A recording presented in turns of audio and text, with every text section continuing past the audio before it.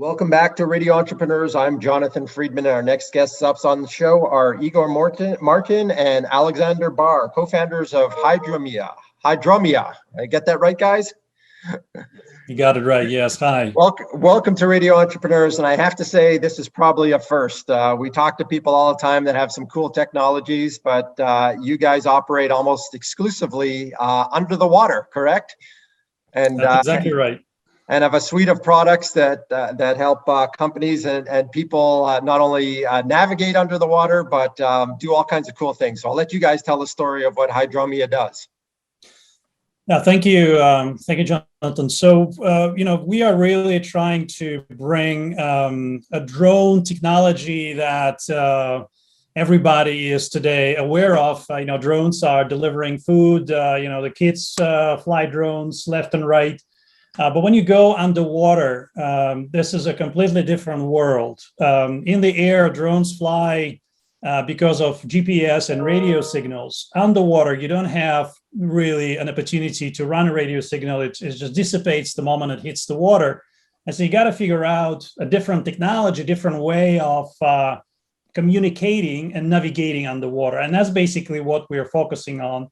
But to add to this, we also are from Switzerland, and the Switzerland is a country of fine watches, and there's a lot of this focus on miniaturization, making something that's really, really small, that really complex, that works without any problem. And so that's where we also are coming into the industry with trying to miniaturize everything that we make so that it is scalable, it is affordable, and it brings a new opportunities to the market space in robotics underwater. So tell us in terms of the applications for your products, commercial applications, is this something that you envision would be a consumer product at some point where people would be using drones, drone-like devices under the water, or are they mostly commercial types applications? Yeah, so on a commercial versus B2B, consumer versus B2B, there are already some drones out there that consumers can buy for as low as maybe $1,000. They are tethered, though. They are always on a cable. So you have a user connected by a cable to a small vehicle that can run around and look for your ring that you dropped from a boat or your drone that unfortunately crashed into the water. We are focusing, first of all, our technology on detaching the pilot from the vehicle. So we are actually working on technology that allows a remotely wireless control of that vehicle, which is pretty new in the space. So an obvious benefit is range. I don't want to say limitless range, but obviously not encumbered by tethering. So it allows you to go further distances, deeper distances. Right. It's not so much the range; it's more of the freedom of of using this drone remotely away from where the pilot is by using communication. So, just to give you an example, and that's basically answering your question, where the uses are for this type of technology. It's not really in the consumer sector. We're focusing on an industrial sectors, on B2B, in the offshore energy, be it oil, gas, or wind. Within water intensive industries such as hydropower, where you have complex infrastructure underwater, whether it's confined or open water space, and you want to get to that infrastructure to do some integrity inspection, see how it's doing, what the corrosion state is, and so forth. And so this is possible today with tethered vehicles, but the more complex the environment, the more tether becomes an issue. And there are some of these environments so complex or so far away that it's not practical anymore to run under the tether, because tether has a risk of entanglement, and that's basically you can get in a situation where you need to send a diver to rescue a vehicle. And also tether means that, like, for instance, if you want to inspect something out there in the sea, you got to run a boat with a person dropping this drone down and inspecting the asset. When you have this detached, you basically can have a drone resident on that system and could be remotely activated to go and take a look on an asset and report its condition.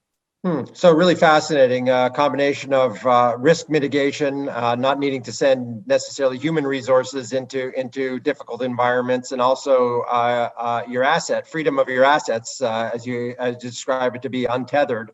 And I would imagine you're operating in less than hospitable environments very often, open ocean, deep down, etc. Very fascinating. Alex, your background is mind-boggling to me that somebody would have a PhD in GPS, underwater GPS.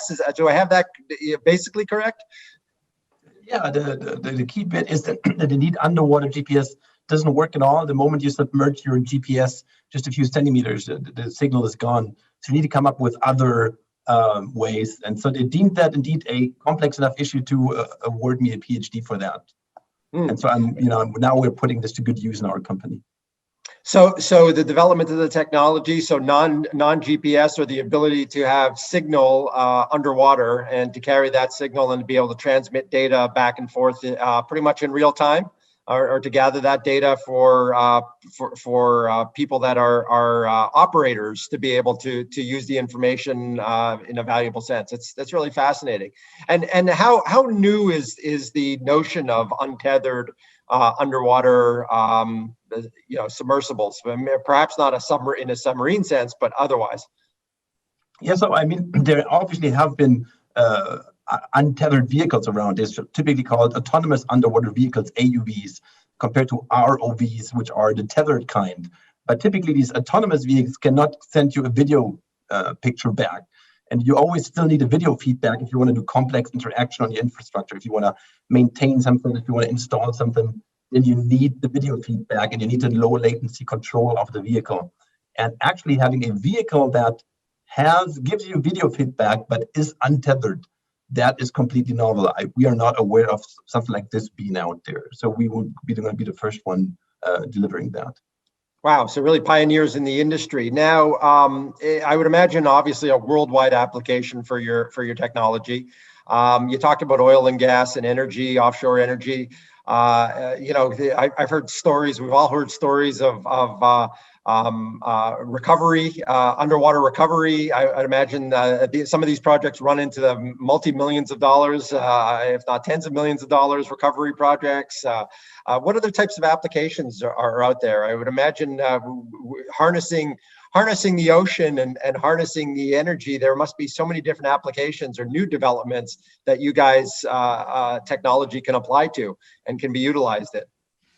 Yeah, so it's we're focusing on the inspection market right now, and in the inspection market today, you have unfortunately the tools that are being used are primarily tuned up for oil and gas industry, which have budgets to spend on quite an involved inspection process, and so it costs a lot of money. Usually, a company would contract a supply ship that would carry an ROV team, a crew of about altogether maybe 10 people on a couple of week deployment, and that could cost hundreds of thousands of dollars per inspection. So it's almost like if you compare in the air, maybe not very fair comparison, but sort of kind of give you an idea.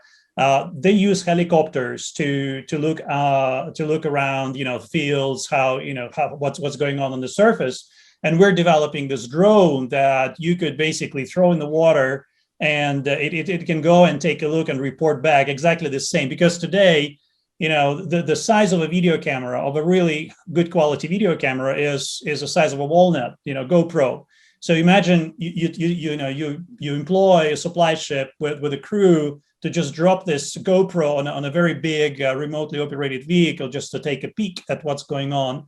Why not using a small, low footprint drone for that? And so that's kind of where we're going with our technology. We're dropping the costs of inspections. We're reducing the risks of safety risks of coming into the confined spaces for inspection. It is also a very good tool for emergency response, because you can you don't have to wait for a supply ship. If there is any accident, you need to really take a quick look underwater. You just drop a drone and it gives you a first impression. I must say that we're focusing on a simple job of just looking at stuff. We're not talking about intervention. We're not talking about turning valves or repairing or soldering underwater. That's not what the drone will do, at least not in the next 5-10 years. But there's a lot to do just by looking and reporting what the condition of what the integrity of an asset is. I'd imagine that's the first step, is getting the eyes on it, so to speak, and making sure that there's an evaluation done at least, and being able to to be able to evaluate the situation prior to any sort of intervention. So really fascinating stuff. I'm just thinking back to a recent news story, obviously the blockage of the Suez Canal. I don't know if underwater drones could have been used in that circumstance, but there must be other types of applications, or many types of applications. Is it such that the drone needs to be deployed close to the device that it's inspecting, or is that something that with radio frequency or travel? I mean, is it how does it work? How does it get there? Does it literally get dropped off in the location, or does it get there on its own, or what's the range? Those types of things. Yeah, so we are a little bit unusual. We still consider ourselves kind of a scale up, a startup, and we're unusual in the sense that, as you mentioned in the beginning, we don't have just a drone. And the reason for this is because we've been working on this drone platform that has a number of key enabling technologies that make the whole drone quite unique itself. And one of the technologies that we had to develop, and we have now commercialized, is a wireless communication using light. So we basically send data using photons traveling in the water.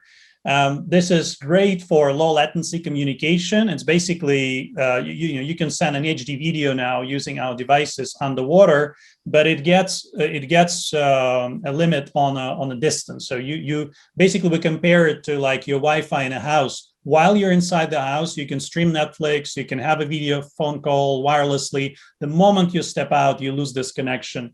Exactly the same principle applies to wireless communication with optics, is that it works. It gives you high-speed video within 50, 100 yards type of a distance. And that basically means that our drones have to be connected to something within that distance. It will be wireless, but it will have to talk to an agent, whether it's a pilot on the surface of water, maybe it's a submarine, maybe it's another autonomous vehicle that has this little fly out drone that does inspection, looks in tight spaces, which big machine cannot do.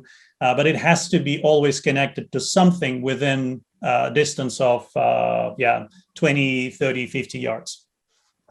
Excellent. Well, it really sounds like fascinating technology, and I think obviously a game changer in terms of how industries that are operating in the ocean inspect and maintain their assets. Really fascinating things. Gentlemen, if people want to reach out to you and talk more about your products and services, because you have a number of services that go along with it as well, what's the best way for them to reach out to you? How would you like people to find out more about you? Well, the website is the best way forward. Hydromea.com, hydro, and then Mea as MEA.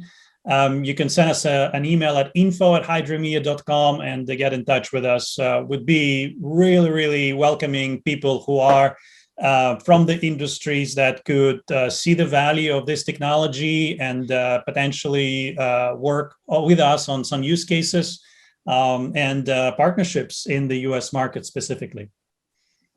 Excellent. Well, it's fascinating stuff. Always great to talk to people on the cutting edge, and you guys are doing some amazing stuff under the water.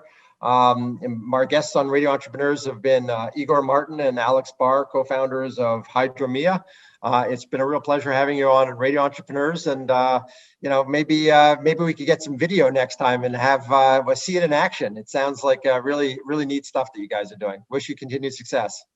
Thank you very much. And yes, look at hydromea.com. Probably in a week time, we will be demonstrating our world's first tetherless drone performing parkours underwater in a pool.